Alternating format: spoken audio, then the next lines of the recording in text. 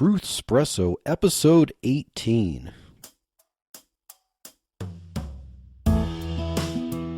Face it, we all would rather sleep in this morning. That's why God gave us espresso, to kickstart our zombified corpses into hyperdrive. And now, giving your mind and soul the morning shot of truth it craves. This is Truthspresso with Daniel Minnick. On June 10th, 1963, the Equal Pay Act was signed into law. This means that since June 10th, 1963, it has been illegal in the United States of America to pay men and women differently for doing the same work. So the question then is, since the Equal Pay Act is the law of the land, why is there still a gender wage gap in the United States in 2019? Why does this persist, and why isn't anyone being prosecuted? Why do we have women marching in the streets and demanding that they get equal pay and demanding to close this wage gap? Why are there not criminals being herded up and put behind bars or forced to pay a fine for violating the law? Hi, this is Daniel Minnick, and you are listening to the Truthspresso podcast. In this episode, we are continuing a two-part series discussing the issue of the gender wage gap.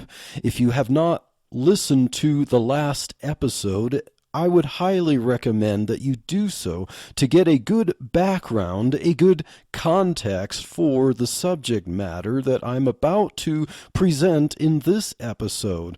In the last episode, we asked 3 questions about the gender wage gap that are usually not asked when the proponents of this gender wage gap, to show that there is some kind of social injustice against women, present the statistics. And so if we ask these 3 questions about the gender wage gap, it might make some more sense of the statistics that approximately 80 cents on every dollar that the average man earns, an average woman earns, and so we are led to wonder if that means that somehow women are doing the exact same work with the exact same experience and somehow getting paid less for this. If that is true, this episode will disaggregate some of the statistics that even the government reports about this gender wage gap and really understand, what does this all mean? Does it mean what the advocates of the gender wage gap promote, that somehow government, society has to do something to fix this so that the average man and the average woman earn the same? Or really, does it mean that there isn't a real problem and that the difference comes from choices in careers, choices in work preferences, and choices in roles that take place in the family? So let's look at this a little bit, shall we? This is really the big question. What happens when we disaggregate the statistics? These statistics could just as well not really communicate anything meaningful unless we really do a deep dive and figure out, is there anything more meaningful that we can mine from these statistics? So let's consider a few factors, a few variables, a few components of these the large aggregated statistics that count for the roughly 80 or say 81.8% that women earn full-time compared to men earning full-time according to the Bureau of Labor and Statistics. So the first factor to consider is full-time. Is this definition of full-time too broad to consider in these statistics? If it starts at 35 hours a week and goes up from there, should a woman who works 35 hours a week earn the same as a man working 80 hours a week at the same job? I mean, they both fall under the full-time statistic. Well, obviously, we know that that would not make sense. That would really be unjust if it's the same work and one person works 80 hours, the other works 35 hours, but if they're considered full-time, then they get the same hourly rate.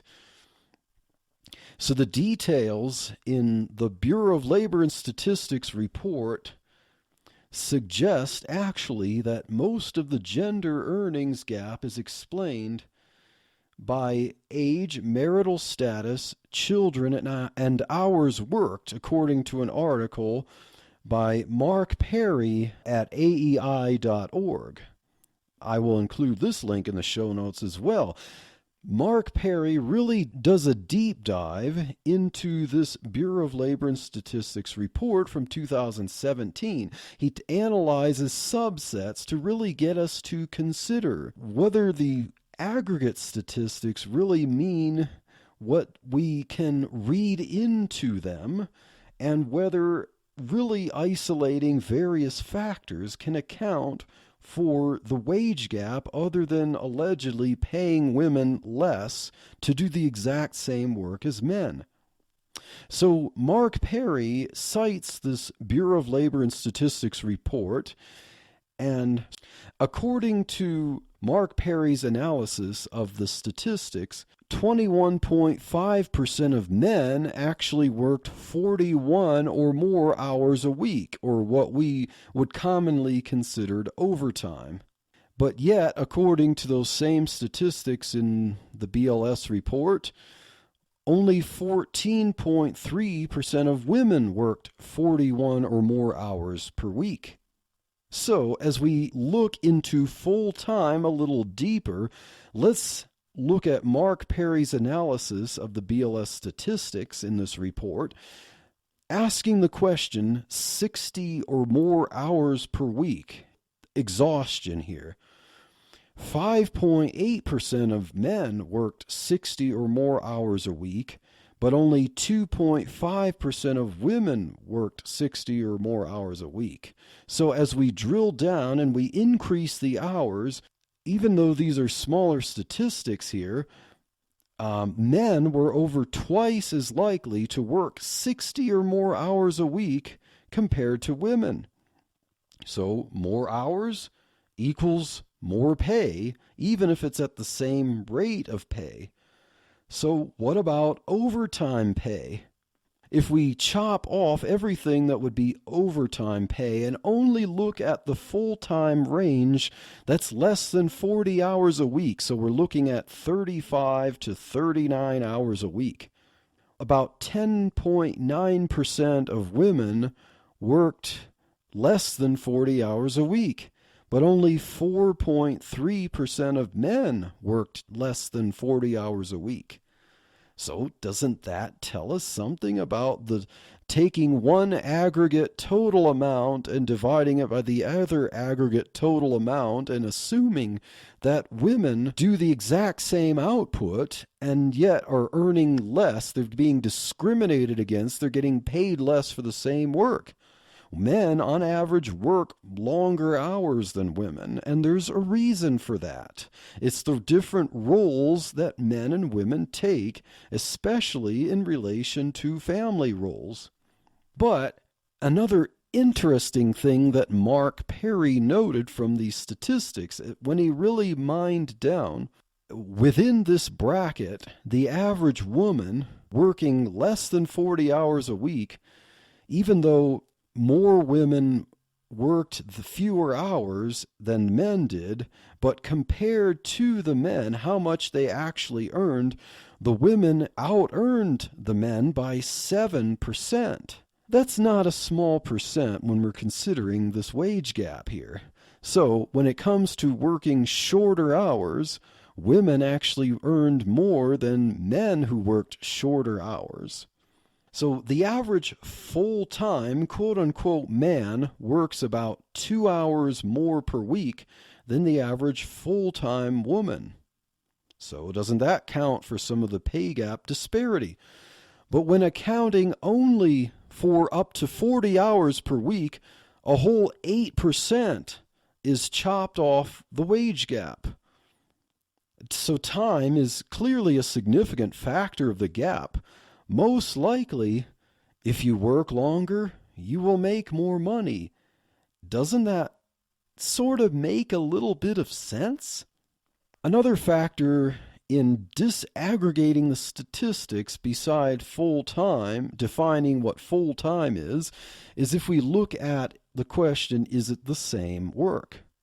Are we actually seeing a man and a woman standing side by side doing the exact same tasks for the exact same job description, having the exact same experience, working the exact same number of hours, and receiving a paycheck that reflects a drastically different hourly rate? Is that what this wage gap is telling us?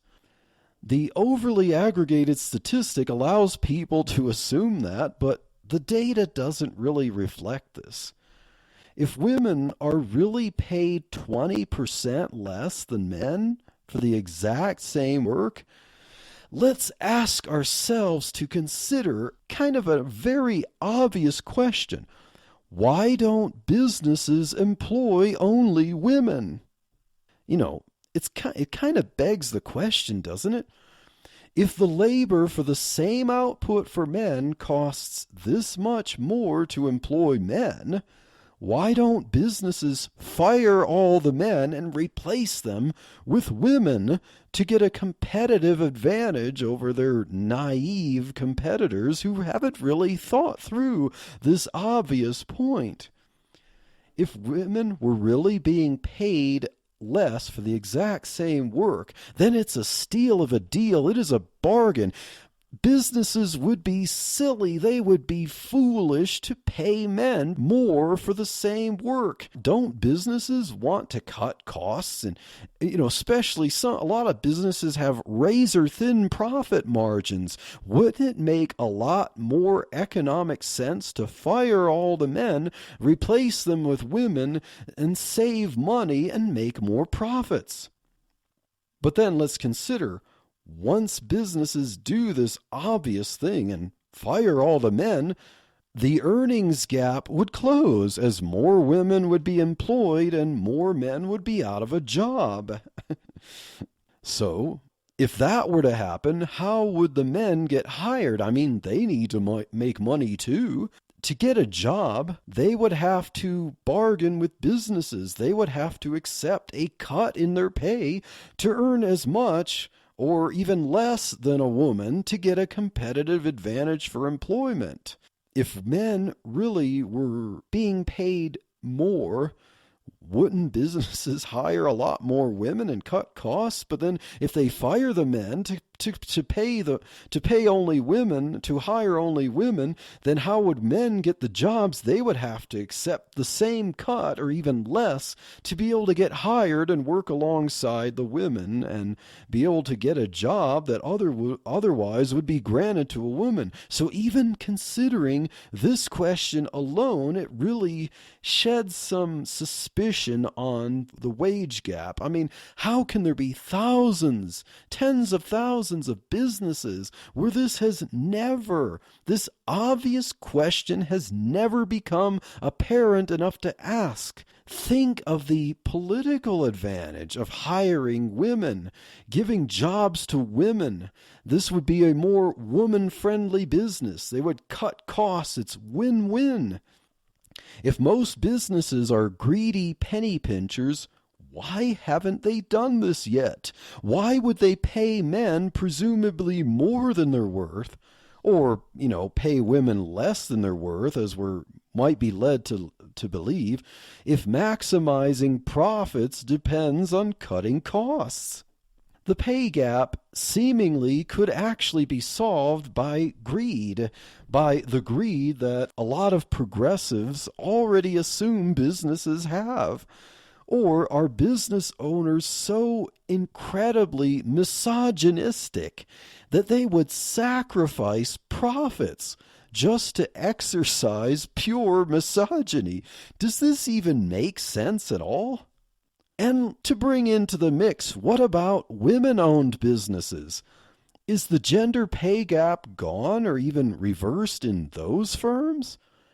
If not, what is making these women who own businesses misogynistic against other women? Why don't women-owned firms show up more often as role models in statistics for how to close the pay gap and operate successfully? So, is it really the same work that we're looking at? Another factor in disaggregating the statistics. Is age a factor? So let's ask the question, what about teenagers and young 20-somethings before choices in college careers become manifest? To give a personal example, when I started working, I earned minimum wage. I am a man. You'd think if there was this disparity, this gender pay gap, the way we're supposed to understand it, I would have always been paid a certain amount more than minimum wage because I was a man, right? Because, wouldn't women have to be paid the minimum wage legally? And so if companies wanted to pay men more, wouldn't I have made more than minimum wage? But, that's a side factor. As a teenager, I earned minimum wage or sometimes slightly a little bit more. So I've had my share of earning the minimum wage when it was $5.15 an hour, and I've also had jobs when I earned $6 per hour. But at those jobs, men and women earned the exact same salary because they were low-skilled jobs. According to the Bureau of Labor and Statistics report that we've been looking at in this episode, in the 16 to 24-year-old range, over 10% of this wage gap is just slashed off. If we focus on this range of youth, teenagers and college-aged kids, about half of the wage gap is cut. This doesn't account for differences even in the number of hours worked or the choices of careers and how supply and demand affects the pay for this labor. That's just considering that range. Half the wage gap is gone. So obviously, when you start to increase the age range, let's look at the next factor. Does marital status contribute to the gap? According to the Bureau of Labor and Statistics report, only single workers who have never been married that are similar, this is similar to the age factor. If we're only looking at single workers who have never been married, more than half the gap is gone. Because most likely a lot of people who are only single and have never been married are going to be in that age range, so there's a similar effect there. But once you factor in the effects of marital status and dependent children, over 2/3 of this wage gap is represented. The entire set of single workers, so we just looked at single workers who have never been married, but the entire set of what would be considered single workers who have no dependent children, that are children under 18 years of age, who have never been married, or are widowed, or are separated, or are divorced, but they don't have dependent children, this reduces the wage gap by 2/3. So marriage is a significant contributing factor in the wage gap, and I wonder if it is a result of the different roles that men and women typically take when it comes to family affairs. How does marriage affect women's wages? And how does this make sense? So number one, how does marriage affect women's wages? One, in a good relationship, the woman's income becomes more supplemental. Fewer women may be focused as much on the grind of work as on nurturing relationships, turning a house into a home, cooking for her husband, etc. As you have a young married couple, sometimes the husband gives the wife a little more leeway, a little more freedom in what kinds of work the wife might want. The wife might be freed up by the income of the husband to pursuing things such as part-time work, flexible hours, and things so that they can have more time to have relationships with each other, go out and travel, or so on like that. So her income becomes more supplemental, and this is a good thing. I mean, if a man and if they're married, why would we think that the woman needs all of the income she could possibly make as if she were single? Number two factor in how marriage affects women's wages. Number two, children become the most significant factor for the wage gap. Doesn't someone have to be with younger children especially? Some parents do both work full-time and have children in daycare or school, but the school hours still affect the work hours of a parent. At least one of the parents have to have a job that allows enough flexibility of hours so for one of the parents to be able to go and pick up the kids after school. Some mothers work part-time hours while the husband works full-time hours so that the mother can arrange her work schedule around picking up kids, sending kids to school, picking them up from school, and so on. Work flexibility still commands a lower pay and limits job choices. I mean, isn't work flexibility a perk that essentially carries a monetary value?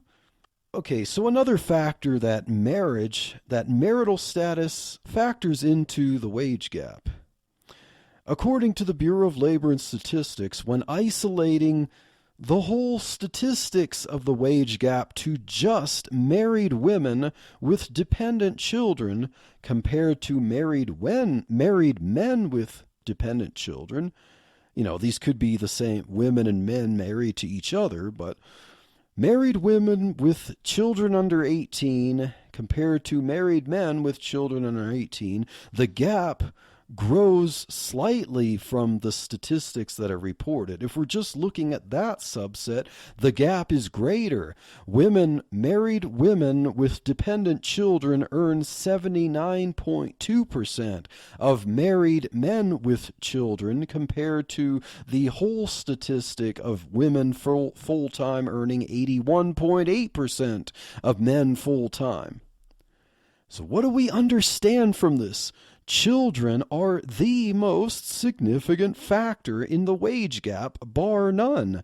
Children are an investment with significant upfront costs. They require a tremendous amount of time and money. That's just a fact of nature. Someone has to take care of children and train them. Someone has to earn the money to do so. Both parents need to be involved personally in their children, of course, absolutely. A husband who makes career the only factor and is basically distanced from his own children and even his wife, that is not a recipe for a healthy marriage or a healthy family. But there are different roles. The role of a man primarily is to provide, at least to make sure his income itself is primarily to provide. A married woman will likely statistically have supplemental income, if any income at all, in that case. and the woman has more of a role in taking care of the children. And while, I'm not suggesting in any respect at all that the work that a mother does in caring for children is of less value or is less work than what the man does. That is not true at all. I mean, the work that a mother has to do in taking care of children, technically, if we were to put a monetary value on it, is probably worth a lot more than what the man actually gets paid. But it's kind of an underpaid and under-recognized work. But it's work that needs to be done, and that is what accounts for the largest percentage, the largest factor of the pay gap between men and women. So in conclusion, let's consider the statistics of the wage gap. What are we really asking when we want perfect equality and to close this so-called wage gap? We are assuming that men and women are all individual automatons who are alike in every way despite biological differences. We should strive for equal value as individual humans in all respects, but we cannot pretend that gender differences either do not exist or are a barrier that must be torn down. Another factor to consider when we want to force this wage gap to be closed, we are ignoring the factor of children, without which there would be no future men and women. If we don't factor in the children and their needs, they will not grow up to be mature enough to improve society, study hard, and earn their keep. I mean, children do exist, and children factor into wages and costs and work hours and flexibility. I mean, if we're going to consider this wage gap and force it closed, can't we ask the question, the political question, will somebody please think of the children? Another factor, when we try to force this wage gap closed, we don't take into account that the earth is not flat. What do I mean by that? I mean, the world is not homogeneous, geographically, economically, resourcefully, so on. Many places offer more job opportunities and greater pay than others do.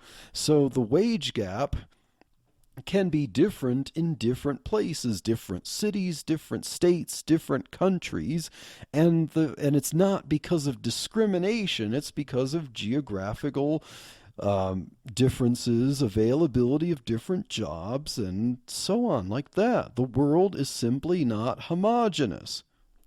Another factor, we assume that raw pay is the be-all, end-all of success. As was mentioned before, dollars and cents alone is not the only form of payment. Lower paying jobs can offer flexibility or other forms of non-monetary compensation that many people, especially a lot of women, value over working long and hard for more money. Some jobs pay more because the work is harder or more dangerous. Some people do value that money. Other people value safety, having more available time or more flexible work hours or less stress. And so they're willing to take what you would factor in as a pay cut from the harder job for a more fulfilling or less stressful life. And the last factor to consider, if we really want to coerce a close to this wage gap, if we expect coercion to eliminate this gap, it will be a never-ending battle that can never be won. Individuals are unique. They have unique personalities. They are not carbon copies of each other. There is a large spectrum of personalities, and some personality traits are more concentrated among men, and other personality traits are more concentrated among women. To expect government policy to right this alleged wrong can only result in stifling the economy and contributing to poverty for both men and women. If the government were to require businesses to give long, fully paid maternity leave to women workers, in which they might have longer times than men with no work for the company, businesses would have an incentive to forego hiring women because of the risk and look to hire men in their place. Aren't businesses greedy like that? But, as we mentioned, the same greed would actually account to give us the question about the gender wage gap. If the issue of the pay gap is actually all about paying women 20% less than men for the exact same output, wouldn't the greed that would cause businesses to not hire women if they're forced to pay them the same amount total, including large maternal leaves and the risk of having to cover many months paying them for full-time work without the outcome of that work, wouldn't this greed also cause them to hire only women because they're allegedly discriminating and paying women less for the same work? Wouldn't they hire only women and put men out of work? And that would shift the pay gap in favor of women. This has been a lot of information, a lot of things to think about in this question about the gender wage gap that is a hot-button political issue. I hope this has been informative, and stay tuned for more episodes of Truthspresso where we look at other hot-button topics and see if we can go against the grain of conventional thought and figure out truth from untruth.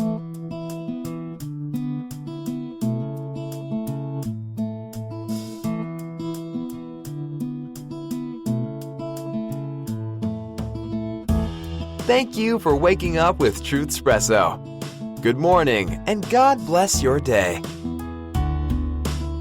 Hey friends, Daniel Minnick here again. If you liked waking up to this episode of Truthspresso, I would really appreciate it if you would rate it on Apple Podcasts, Stitcher, or whatever application you use to listen to Truthspresso.